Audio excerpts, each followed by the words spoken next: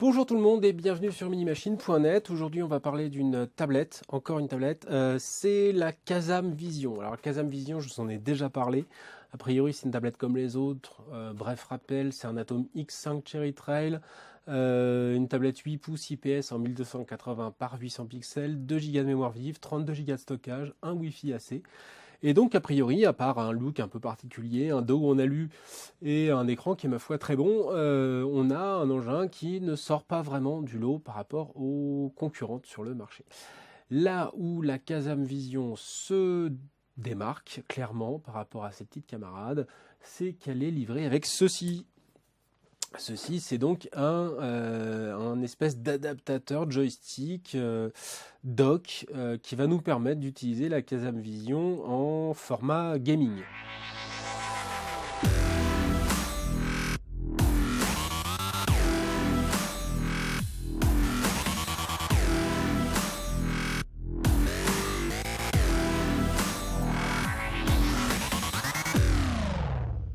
Et vous allez voir, c'est assez intéressant, ça marche plutôt pas mal.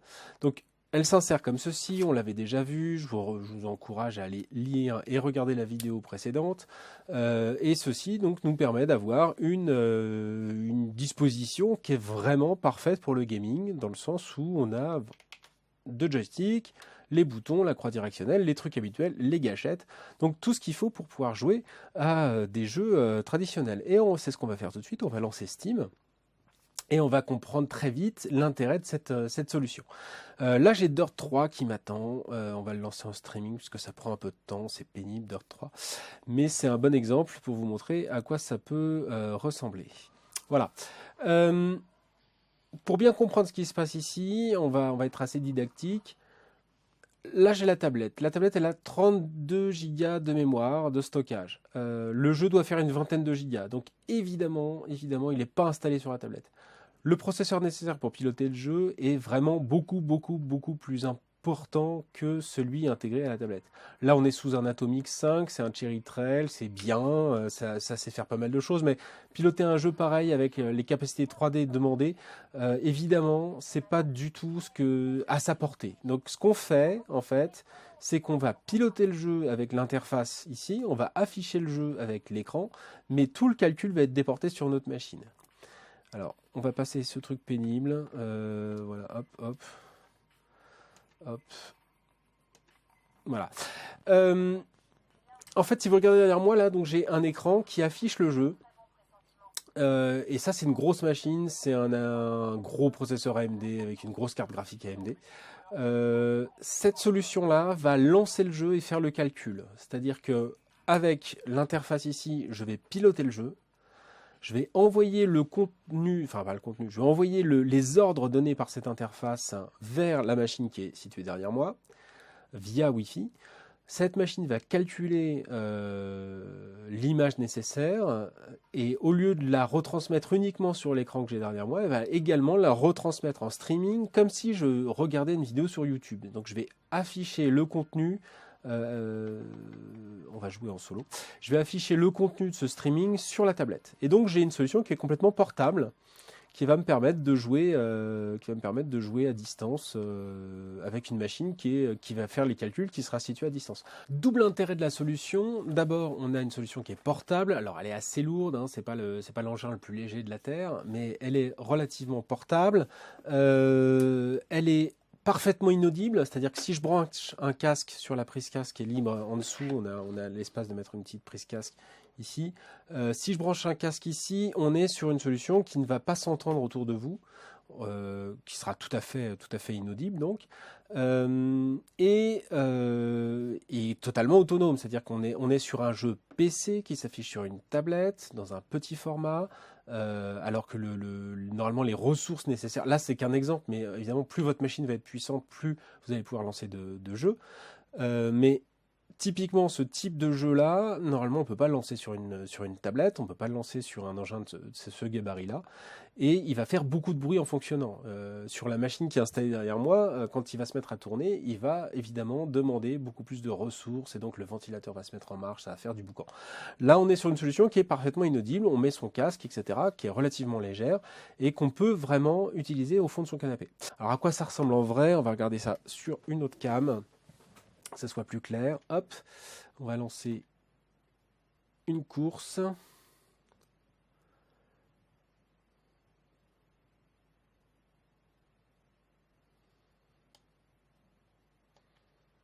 Je vais mettre un peu de son.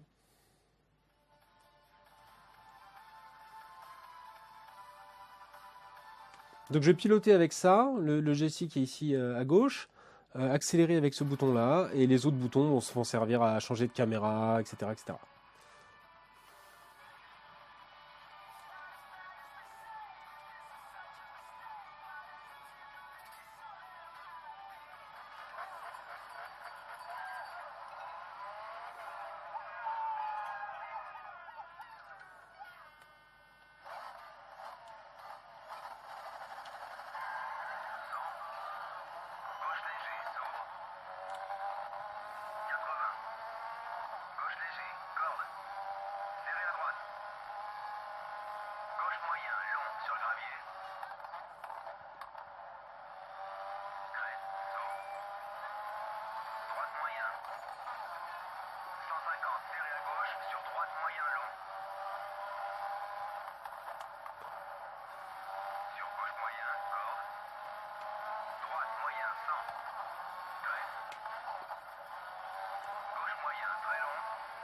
Alors comme vous pouvez le voir, la qualité d'affichage, elle est...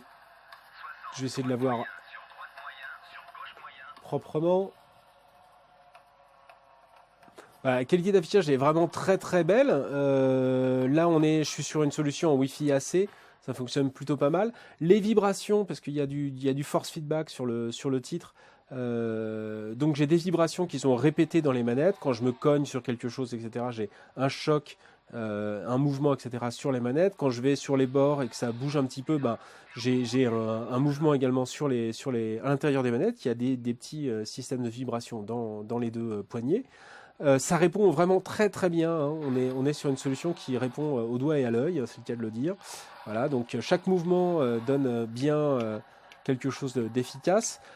J'ai essayé avec une solution plus éloignée, parce que là je suis dans les meilleures conditions possibles, je suis en Wi-Fi AC sur les deux machines, je suis dans la même pièce, etc. Donc évidemment le débit est très très bon, mais j'ai essayé avec des solutions plus éloignées, avec un PC relié en Ethernet sur un réseau lui-même en Wi-Fi AC avec la machine, et avec cette configuration-là, à une dizaine de mètres de mon émetteur, ça fonctionne aussi bien. Donc c'est vraiment très très sympa parce qu'on a la possibilité de jouer à des jeux, des titres PC de façon très très efficace. Le truc qui est intéressant, c'est qu'il faut absolument aucun réglage, c'est livré, c'est gratuit, c'est livré par défaut avec Steam, c'est le mode Big Picture et le mode streaming qui sont en option dans Steam mais qui sont intégrés au logiciel. Ça donne quelque chose qui est vraiment assez sympa parce on retrouve le catalogue de jeux PC de façon portable avec une solution qui est relativement abordable, qui est à 299 €, qui fait pas de bruit, qui permet de jouer à ses jeux préférés un peu n'importe où. Et donc on a la possibilité de jouer à tous les titres. Alors je pense au Twin Stick Shooter, je pense aux jeux de foot, je pense à tous ces titres qui demandent surtout de la manette. Évidemment, aucun intérêt pour tous les jeux qui se jouent à la souris, au clavier, type Civilization, etc. On a quand même quelques défauts sur la machine, notamment son poids et l'ergonomie de Steam qui n'est pas forcément toujours très très bien respectée. D'un titre à l'autre, on va pas avoir exactement la même interface pour manipuler le jeu. On a parfois l'obligation de recourir à un clavier et une souris, ce qui n'est pas forcément génial. Donc il arrive qu'on soit obligé quand même de lancer un titre depuis le PC et ensuite de le rejoindre avec la fonction streaming. Malgré tout, ça fonctionne vraiment très très bien. La machine dans cette disposition-là est vraiment très efficace. Et ce qu'il y a de très sympa aussi, c'est qu'évidemment, on retrouve toutes les fonctionnalités habituelles d'une tablette. C'est-à-dire qu'une fois qu'on l'extrait de son support, on a un engin qui offre les mêmes capacités, les mêmes possibilités qu'une solution traditionnelle, c'est-à-dire pouvoir faire, je sais pas, du surf, regarder des vidéos sur YouTube, un format vraiment beaucoup plus portable, une tablette Windows tout à fait efficace. Petit détail intéressant également, cette option de streaming, il est possible de l'utiliser avec la solution HDMI qui est intégrée, mais pas avec les manettes. C'est-à-dire que ça paraît assez logique. On peut très bien brancher une manette Bluetooth sur la machine, brancher en HDMI sur un grand écran et utiliser la tablette avec cette même possibilité-là de streaming. Autre détail, le port USB est disponible également à travers l'espèce de manette support, c'est-à-dire qu'on va pouvoir brancher un câble USB pour alimenter et jouer longtemps avec la manette, avec la tablette. Dernier détail par rapport à ça, il ne faut pas perdre le câble parce que tous les câbles ne vont pas rentrer dans le petit trou qui est livré, enfin le petit trou qui est par défaut sur la manette, donc il faut absolument garder le câble dans un coin et pas le paumer, puisque si on doit changer de câble, ça fonctionnera pas forcément, tous les câbles micro USB passeront pas par ce petit trou. Voilà, donc ça c'est la Kazam Vision, une tablette vraiment très intéressante pour les joueurs, avec une interface qui est vraiment très sympa pour pouvoir faire joujou.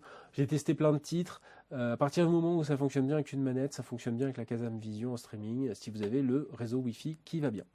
Voilà, c'est tout pour cette Kazam Vision, et je vous dis à bientôt.